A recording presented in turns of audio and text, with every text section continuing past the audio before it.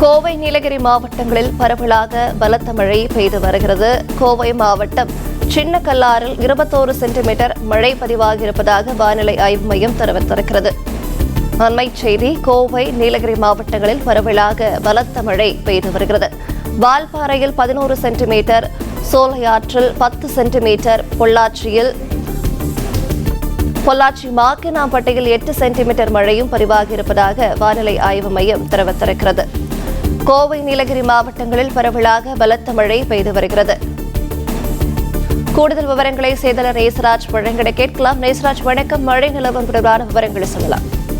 வணக்கம். கோவையில் இன்று அதிக கனமழை பெய்யும் என வானிலை மையம் அறிவித்துள்ளது. அதேபோல 25 முதல் 26 தேதி காலை 7:30 மணி நிலவரப்படி இந்த நிலையில் மழையின் அளவு PN பாளையம் 13.40 மில்லிமீட்டரும், அதே போல மேட்டுப்பாளையத்தில் 18 மில்லிமீட்டரும், பில்லூர் டேம் 22 மில்லிமீட்டரும், அன்னூர் பகுதியில் 9.60 மில்லிமீட்டரும், கோவை தெற்கு பகுதி 16 மில்லிமீட்டரும், சூலூர் பகுதியில் 18.40 மில்லிமீட்டரும், வரப்பட்டி 22 மில்லிமீட்டரும், தொண்டாமுத்தூர் பகுதியில் 12 மில்லிமீட்டரும், அதேபோல சிறுவாணி அடிவாரத்தில் 128 மில்லிமீட்டரும், மதுக்கரை தாலுக்கு 43.20 மில்லிமீட்டரும், போத்தனூர் ரயில் நிலையம் பகுதியில் 39.20 மில்லிமீட்டரும், பொள்ளாச்சி தாலுகாவில் 41 மில்லிமீட்டரும், மக்கினாம்பட்டி 80 மில்லிமீட்டரும், அதே போல சின்னக்கல்லார் பகுதியிலும் பல்வேறு பகுதிகளில் பலமான மழை பெய்து வருகிறது. இன்றும் அதிக மழை பெய்யும் என வானிலை மையம் அறிவித்துள்ளதால் மாவட்ட நிர்வாகம் பல்வேறு தடுப்பு நடவடிக்கைகளை எடுத்து வருகிறது.